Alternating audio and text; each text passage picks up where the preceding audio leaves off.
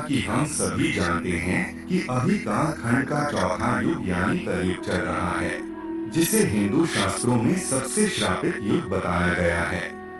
ऐसा माना जाता है कि कलयुग जैसे जैसे अपने चरम पर पहुंचेगा, वैसे वैसे धरती से धर्म का नाश होने लगेगा और कलयुग के अंत में भगवान विष्णु कल की अवतार लेकर धरती लोक पर धर्म की स्थापना करेंगे। परंतु आज के इस वीडियो में हम आपको बताएंगे कि महाभारत काल अर्थात द्वापर युग में भगवान कृष्ण ने कलयुग के बारे में कौन सी कड़वी सच्चाई बताई थी, जिसे अधिकतर जनमानव नहीं जानते। इसलिए आप हमारे साथ इस वीडियो के अंत तक बने रहें ताकि आप भी जान सकें। नमस्कार मित्रों, स्वागत है आपका आज के इस नए वीडियो पर एक बार फिर। श्री कृष्ण के अनुसार कलयुग कैसा होगा? दोस्तों, अगर देखा जाए तो महाभारत सिर्फ हिंदुओं का ही धर्म ग्रंथ नहीं, बल्कि इस ग्रंथ के अनुसार से समस्त मानव जाति को जीवन का संपूर्ण ज्ञान मिल सकता है, क्योंकि महाभारत में मनुष्य के जीवन से जुड़ा कोई भी ऐसा विषय नहीं जिसका वर्णन इस धर्म ग्रंथ में न किया गया हो। उन्हीं में से एक प्रश्न का वर्णन आज के समय अर्थात कलयुग से जुड़ा हुआ है। महाभारत में वर्णित कथा के अनुसार ये कथा उस समय की है जब दुनिया में सब कुछ हारने के बाद पांचों पांडवों को वनवास जाना पड़ा था।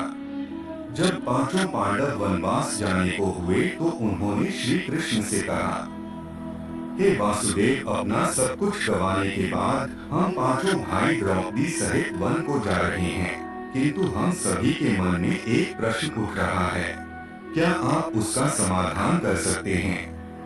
पांडवों की बातें सुनकर श्री कृष्ण बोले, ये तो इस बात पर निर्भर करता है कि तुम सभी मुझसे क्या जानना चाहते हो। तब युधिष्ठिर बोले, कृष्ण, जैसा कि आप जानते हैं कि द्वापर युग का अंत निकट आ चुका है, तो कृपा कर हमें बताइए कि इसके बाद आने वाला युग यानी कलयुग की चाल या गति क्या होगी, कैसी होगी और इस युग के मनुष्य कैसे होंगे। युधिष्ठिर के मुख से यह प्रश्न सुनकर श्री कृष्ण बोले, हे वत्स, मैं तुम्हें इसका सीधा सा उत्तर तो नहीं दे सकता, लेकिन हाँ, तुम पांचों भाई पहले वन में जाओ और वन में जो कुछ भी दिखे मुझे आकर बताओ, फिर मैं तुम सभी को तुम्हारे प्रश्नों का जवाब दे पाऊंगा। उसके बाद श्री कृष्ण के कहे अनुसार पांचों भाई वन की ओर प्रस्थान कर गए।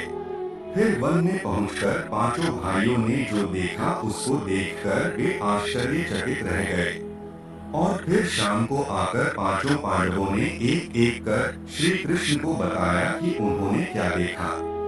शाम को जब पांचों पांडव श्री कृष्ण के पास वापस आए तो सबसे पहले युधिष्ठिर ने उन्हें बताया कि उन्होंने क्या देखा। युधिष्ठिर ने बताया कि जब हम सभी वन पहुंचे तो सभी अलग अलग दिशा में भ्रमण करने लगे। तब मैंने देखा कि एक हाथी के 2 सुर हैं और यह देखकर मेरे आश्चर्य का ठिकाना न रहा।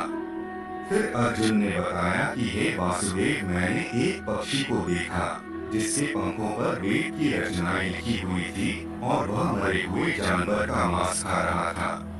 फिर अर्जुन के बाद भीम ने भी श्री कृष्ण को बताया कि हे कृष्ण, मैंने देखा कि एक गाय ने बछड़े को जन्म दिया है और जन्म के बाद वह बछड़े को इतना चाट रही है कि बछड़ा लहूलुहान हो गया, जिसे देखकर मैं हैरान हो गया। भला कोई माता अपने बच्चों के साथ ऐसा कैसे कर सकती है? उसके बाद श्री कृष्ण ने सहदेव से पूछा, सहदेव, तुम बताओ, तुमने वन में क्या देखा?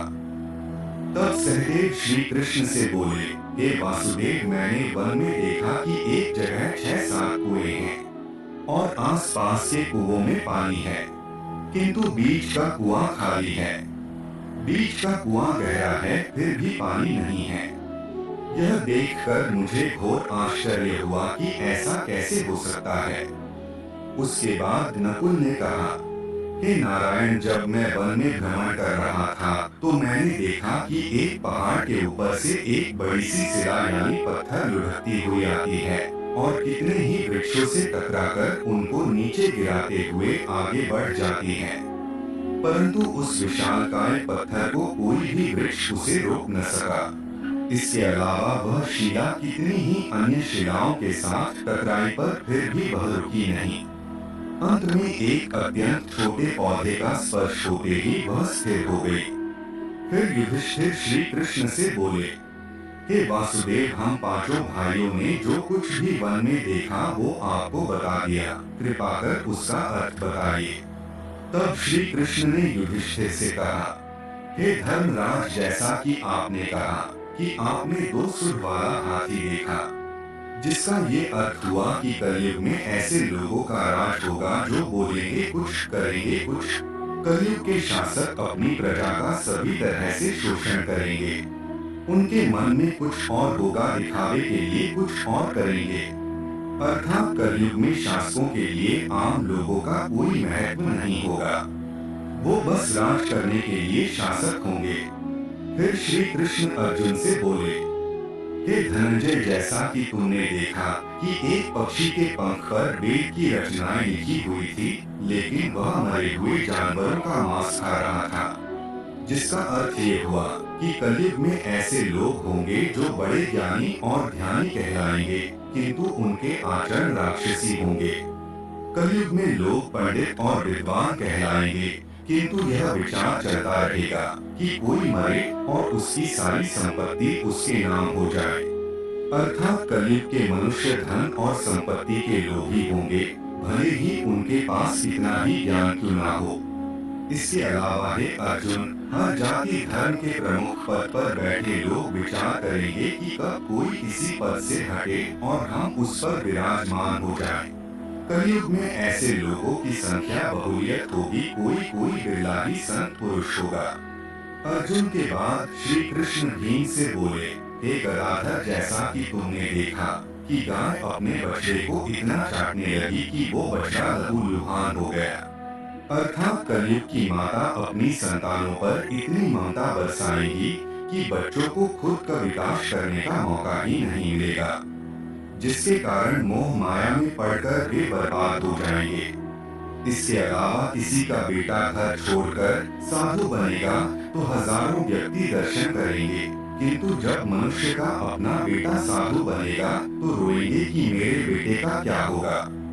इतनी सारी ममता होगी कि उसे मोह माया और परिवार में ही बांध कर रखेंगे और उसका जीवन वहीं खत्म हो जाएगा। अंत में बेचारा अनाथ होकर मरेगा।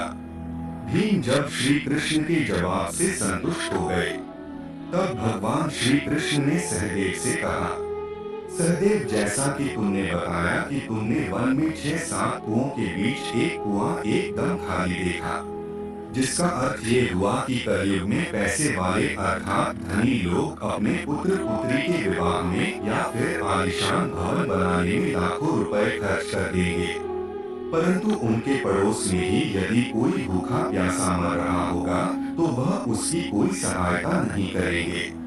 भले ही उनका अपना ही सगा भूख से मर जाए, लेकिन वे देखते रहेंगे। इसके अलावा कलयुग में मनुष्य मदिरा, मांस भक्षण, सुंदरता और जश्न में पैसे उड़ा देंगे, किंतु किसी के 2 आंसू पोंछने में उनकी रुचि न होगी। हे सहदेव, मेरे कहने का तात्पर्य यह है कि कलयुग में अन्न के भंडार होंगे, लेकिन लोग भूख से मरेंगे। सामने महलों बंगलों में ऐसो आराम चल रहे होंगे, लेकिन पास की झोपड़ी में आदमी भूख से मर जाएगा। एक ही जगह पर असमानता अपने चरम पर होगी। श्री कृष्ण की बातें सुनकर सहदेव को सारी बातें समझ में आ गई।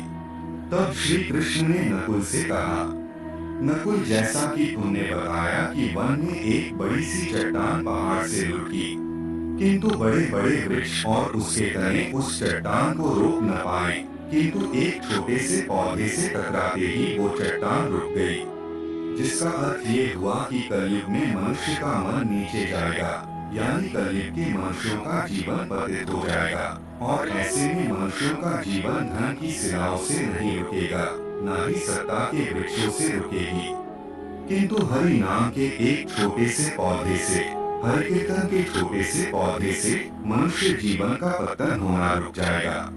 अर्थात कलयुग में भी जो मनुष्य धन की लालच को छोड़कर हरि नाम का जप करेगा, उसे कोई कष्ट नहीं होगा। और मृत्यु के बाद उसे परमेश्वर अर्थात मेरे चरणों में जगह मिलेगी। तो मित्रों, आपने देखा होगा कि श्री कृष्ण द्वारा बताई गई ये बातें सच में घटित हो रही हैं।